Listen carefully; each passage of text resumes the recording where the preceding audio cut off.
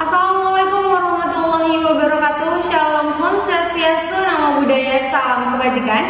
Perkenalkan, kami dari Fakultas Hukum Universitas Medan Area. Dalam hal ini akan melakukan simulasi praktek mediasi guna memenuhi mata kuliah praktek mediator dengan tema guru. Saya Nadia Hairi dengan nomor NPM 18840031 dan rekan-rekan saya.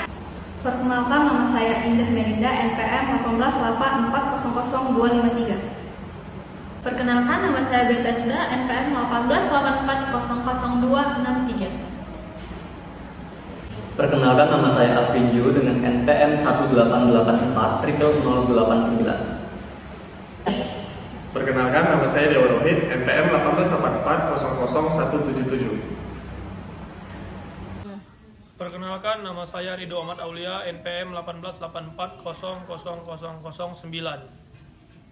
Perkenalkan, nama saya Dwi Fajar Abdillah Lubis, NPM 1884000069.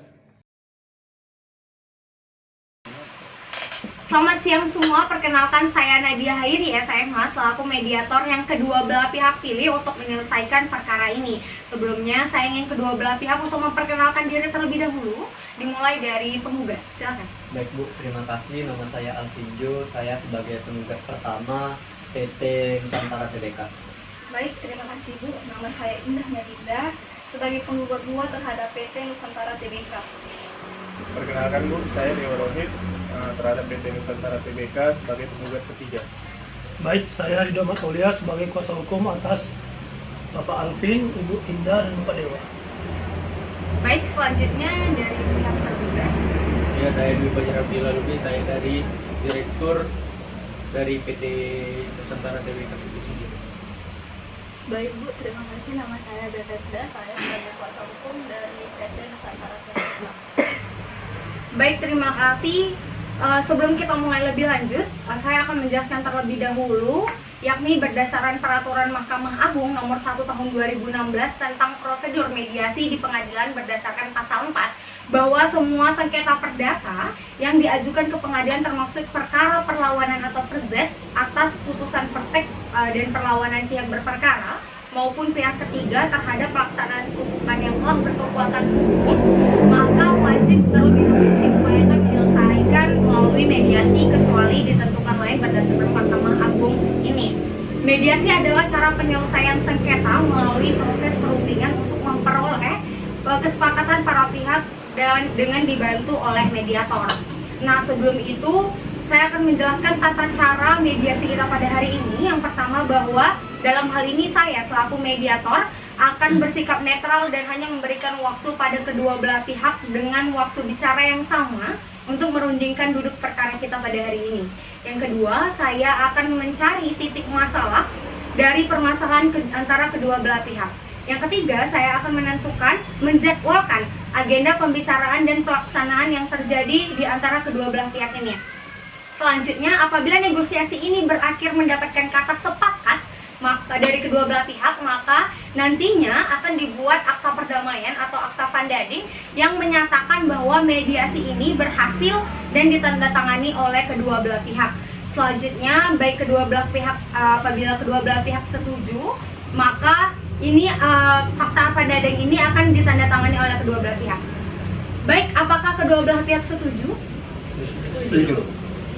Baik, untuk itu dipersilahkan kepada penggugat untuk menjelaskan dulu duduk perkara dari pandangan penggugat. Dipersilakan.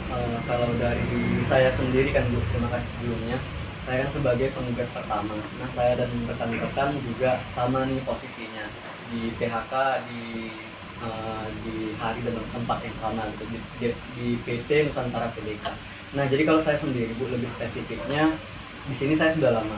Jadi masa kontrak saya dilanjutkan pada tanggal 2 Januari. Itu juga sudah ada kontraknya, sudah ada tatanan saya juga dengan PT Nusantara Tbk, bahwasannya habis kontrak saya yang lanjutan ini habis pada tahun 2021 di Januari. Nah, sedangkan saya pribadi di PHK pada bulan April 2021. Padahal pada masa kerja berlanjutnya ini saya di PT Nusantara Tbk, saya baru 3 bulan bekerja, Bu. Jadi saya ingin meminta keadilan.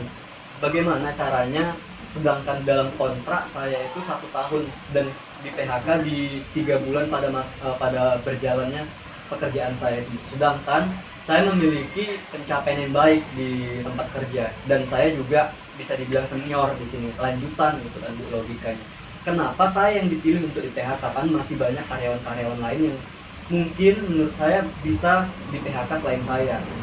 Berarti pendapat Bapak karena Bapak ini kontrak lanjutan, artinya Bapak dipertahankan lah ya Benar. untuk apa sih kok perjanjian Iya, kontrak ini. Iya, sesuai aja lah Iya, sama isi namun kontrak. 3 bulan kerja Bapak di PHK. PHK. Oke. Selanjutnya, Baik, terima kasih Bu. Saya sama seperti Bapak Alvin. Di sini saya juga bekerja di PT Nusantara ini di PHK dengan jadwal yang sama juga dan juga mempunyai kontrak lanjutan. Bedanya saya di tanggal 21 November 2020 sampai 21 November 2021. Di sini saya juga masih 5 bulan kerja udah di PHK. Jadi juga saya juga nggak terima. Di sini saya juga minta keadilan seperti Bapak Alvin. Itu saja sih perkara dari saya. Terima kasih Bu. ya, oke baik, lanjutnya. Sebelumnya mohon maaf Bu jika yang saya terangkan ini sedikit panjang. Tapi dari kronologi awal saya itu fresh graduate dari suatu universitas yang cukup ternama. Nah, pada tanggal 1 Desember 2019 saya melamar dan saya langsung dikontrak kerja oleh PT Nusantara Tbk. Terus seiring perkembangan waktu, saya menjadi karyawan terbaik. Saya juga banyak melakukan hal-hal di luar kontrak kerja saya. Terlebih karena adanya saya di perusahaan ini, perusahaan jadi semakin maju, labanya semakin banyak. Nah, tapi dikarenakan pandemi yang dinyatakan oleh pemerintah pada tanggal 21 April, perusahaan memecat saya. Sementara kontrak kami itu masih berjalan 1 tahun gitu. Di sini saya meminta keadilan bahwa kenapa saya harus di PHK gitu. Sementara dengan adanya saya perusahaan makin berkembang dan terlebih kontrak saya itu baru 3 bulan berjalan. Mau masuk di pertengahan 4 bulan saya diberhentikan. Dan saya tidak dapat pesangon apa-apa dari perusahaan. Untuk itu kami bertiga di sini ingin menuntut keadilan terhadap PT Nusantara agar kami diberikan hak kami. Benar. Begitu saja Bu. Oke, baik, terima kasih.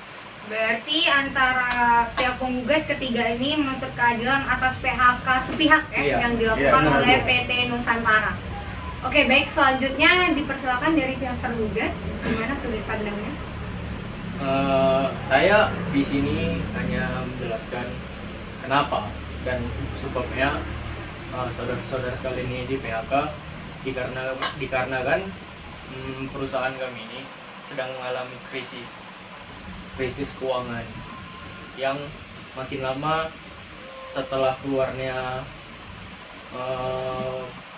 peraturan PSBB di Indonesia.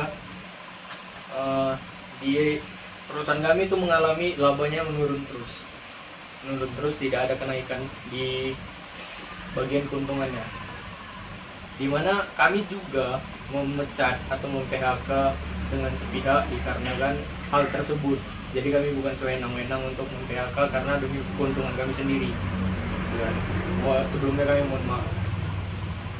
Untuk masalahnya lari ke kontrak kerja, pihak perusahaan juga sudah memikirkan gimana nasib karyawan-karyawan yang sudah kami PHK dengan sepihak atau dipecat, dimana kami juga memberikan opsi diantara lain mempekerjakan saudara-saudara yang di PHK di lain perusahaan kolega ataupun anak perusahaan kami, begitu. Jadi untuk masalah hukum boleh dilanjutkan, boleh tidak, dan saya pun nanti akan berkoordinasi lagi sama atasan saya untuk kelanjutan saudara-saudara sekalian. Oke, baik. Itu artinya saya simpulkan bahwa mereka memang benar di PHK nih oleh perusahaan terduga, yaitu PT Nusantara Tbk. Namun tampaknya PT Nusantara Tbk akan mempertimbangkan kembali bahwa PT Nusantara Tbk akan merekrut mereka kembali gitu. Iya, kami akan merekrut merekrut pegawai-pegawai yang kompeten dan berskill di bidang-bidangnya, akan masuk di perusahaan kami untuk melanjutkan jalan perusahaan kami lagi. Bu, kalau kayak gitu sih kami nggak terima. Kenapa kalau misalnya mau, itu artinya kami dimutasi. Kenapa nggak dibilang pada saat kami waktu mau di PHK? Kenapa harus dibilang di sini? Itu nggak ada loh Bu, komunikasinya sebelum kami di PHK. Dari pihak PT Nusantara Tbk langsung mengambil kami dan langsung PHK-kan kami di tempat Bu. Kami nggak ada pembicaraan langsung, bahkan dari Bapak sendiri. Jangan sampai Bapak seakan-akan di sini malah jatuhnya seperti kami yang salah Pak. Di sini kan pihak-pihak dari pegawai sudah menuntut perusahaan. Jadi kami mencari solusi dan ketemulah solusi yang akan dijelaskan oleh klien saya tadi untuk menaruh pegawai-pegawai tersebut ke anak cabang atau ke perusahaan kolega. Bagaimana ceritanya kami langsung untuk mendapatkan kepastian kami itu bekerja di anak cabang, sedangkan kami sudah di PHK Bu. Bagaimana juga nasib teman-teman kami? Kami ada 20 orang nih di PHK, baru kami yang di sini berani bicara, baru kami bertiga. Nah, di sini kan kita sudah menemui mediator. Berarti kan kita ada unsur baik untuk damai kan dengan perusahaan tersebut. Jadi di sinilah kita untuk ngambil jalan lurusnya kayak mana nanti ke depannya. Saya sebagai kuasa hukum atas klien saya, Bapak Dewa, Bapak Alvin, dan Ibu Indah. Menurut saya, PHK itu tidak boleh dilakukan sepihak. Kenapa bisa dilakukan sepihak? Karena dilakukan secara mendadak tanpa adanya kompromi antara perusahaan dan karyawan. Ini sudah melanggar Undang-Undang Nomor 13 Tahun 2003 tentang Ketenagakerjaan. Seharusnya ada perundingan yang menghasilkan persetujuan antara kedua belah pihak. Barulah kalian boleh mem-PHK klien-klien kalian. Nah, Boleh. Terlebih, Anda sebagai kuasa hukum seharusnya Anda tahu tentang peraturan. Tapi Oke, sebentar, saya belum selesai ngomong. Udah, pemerintah melakukan PSBB bukan berarti harus memberhentikan karyawan-karyawan. Nah, Dia hanya pembatasan skala besar pada saat orang berkerumun ramai. Banyak anak perusahaan atau perusahaan yang lebih kecil dari perusahaan Nusantara Tbk itu tetap mempekerjakan karyawannya, tetapi dari rumah bisa dilakukan. Itu tidak melanggar PSBB. Dan kalaupun mau memberhentikan kami, itu bukan seperti itu caranya. Caranya itu udah disampaikan oleh kuasa hukum kami kan. Dan kalaupun perusahaan mempunyai masalah keuangan tentang penurunan pendapatan, kan kami bisa dirumahkan dulu, bukan diberhentikan kontrak. benar. Benar. Kami di sini memberhentikan di mana 20 orang dari kalian itu 70%-nya pegawai lapangan yang dimana di bagian produksi, dan sebagiannya yang 30%-nya di bagian kantor, dan yang lainnya juga sepertinya kalau labanya terus menurun kami juga akan mempekerjakannya di bawah upah minimum Pak, 50%. ini ya Pak, gimana caranya Bapak menjamin untuk mempekerjakan kami lagi setelah pandemi, sedangkan sampai sekarang aja kita ini nggak tahu kepastian kapan pandemi berakhir Pak. Jangan sampai kami malah berlarut-larut bertahun-tahun tidak mendapatkan keuntungan Pak. Dengan adanya Bapak lakukan PHK seperti ini itu sama aja Pak. Kami gimana cara kami mendapatkan gaji, gimana upah, iya penghasilan itu kan didapat dari mana Pak kalau nggak dari sini Pak. Inilah disinilah kami untuk meringankan perekonomian kami Pak. Dengan Bapak PHK kami dan dengan tidak ada jaminan Pak sampai kapan pandemi berakhir dan Bapak mempekerjakan kami di anak cabang, itu sama saja Bapak membunuh kami Pak. tapi perusahaan kami, perusahaan klien kami ini tidak mempekerjakan kalian setelah pandemi, tapi di saat pandemi ini, tapi di perusahaan anak cabang. Kami tidak ada mengatakan bahwa kalian akan dipekerjakan setelah pandemi, tapi di pandemi ini, tapi di perusahaan anak cabang, di perusahaan lain atau di perusahaan kolega. berarti Ibu Mediator, di sini pihak perusahaan ingin membenarkan dirinya sendiri. Nah, Kenapa kalau memang orang itu mau mempekerjakan kami di anak cabang, kenapa dari awal kami di PHK? iya. Iya benar. Orang Menurut ini saya- sekarang mencari pembenaran karena orang ini salah. Menurut saya Bentar, bentar. pihak dari perusahaan mengambil keputusan sepihak tanpa ada perundingan kepada klien. Tapi ini sudah dari hasil dari rapat pemegang saham semuanya kan. Jadi dapat keputusan hanya di pemecatan di PHK oleh pegawai karena pengeluaran perusahaan itu lebih banyak ke pegawai. Itu paling banyak itu ke pegawai dan pendapatan perusahaan itu sangat sedikit karena adanya pandemi ini. Jadi gini, Bu. dan bagaimana juga kalau laba terus menurun, kami harus membayar karyawan tanpa harus memangkas. Lah itu kan tanggung jawab Bagian dari karyawan. PT Nusantara. Mohon kedua belah pihak untuk tenang. Oke, lanjut. Jadi gini Pak, Bapak udah PHK kan kami ini udah berjalan 2 bulan. Sedangkan kami udah, kalau saya pribadi udah jalan 3 bulan. Di 3 bulan ini aja nyendak Pak, upah yang dibayarkan. Ditambah lagi ini udah 2 bulan berlangsungnya PHK. Bagaimana caranya pihak Bapak mengganti kerugian itu? Seolah-olah Bapak kayak berbaik hati pekerjakan kami di kantor anak cabang Bapak. Sedangkan ini nggak Bapak bayar. Ini mau ketawa. Udah langsung aja langsung aja kepada Nggak mau mediator. Enggak. Ujung. Baik, saya dapat menarik kesimpulan dari perkara kita pada hari ini bahwa sepertinya pihak tergugat memiliki itikat baik untuk menerima kembali pihak penggugat ke dalam perusahaannya, meskipun pada akhirnya pihak penggugat akan dialihkan ke anak cabang dari perusahaan pihak tergugat. Mungkin kita bisa simpulkan menurut saran saya sebagai mediator bahwa pihak penggugat harus melaksanakan hal itu gitu agar mereka mendapatkan kejelasan gitu. Nah, mungkin nanti kejelasan yang diminta oleh dari pihak penggugat ialah dengan akta funding yang akan ditandatangani oleh kedua belah pihak hari ini apabila kesepakatan ini dapat dinyatakan sepakat gitu. Nah, mungkin selain itu saran dari saya bahwa pihak penggugat boleh akan diterima ke dalam perusahaan pihak tergugat, namun dengan upah yang tidak sama seperti biasanya, yaitu 50%. Begitu pihak tergugat? Benar. Oke. Oleh karena itu, namun setelah di masa pandemi, mereka akan dibayar kembali seperti biasa. Setuju?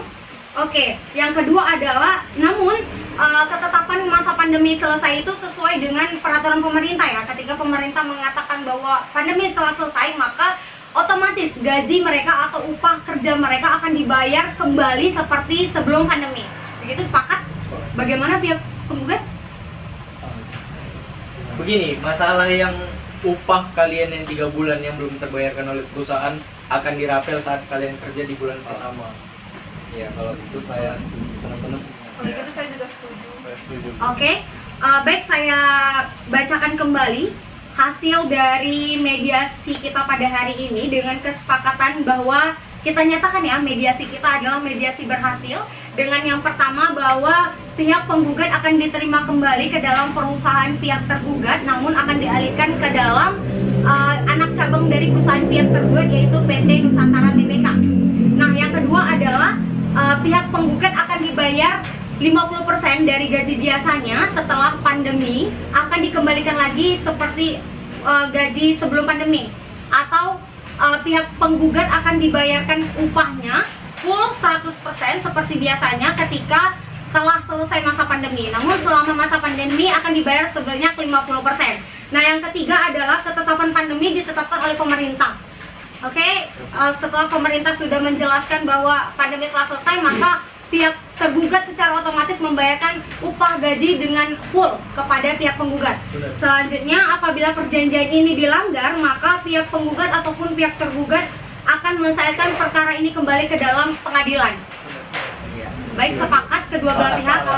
Oleh karena itu, saya akan buat nota funding atau akta funding dari kesepakatan kita pada hari ini. Menurut pasal 130 HIR, pasal tersebut menyatakan bahwa prosedur mediasi ini di mana hakim diwajibkan untuk melakukan upaya perdamaian melalui kedua belah pihak dengan bersengketa dan datang pada persidangan. Oleh karena itu, kedua belah pihak dapat menandatangani kesepakatan kita pada hari ini, dimulai dari pihak penggugat. Di sini Bu. Ya, di sini. Boleh selanjutnya.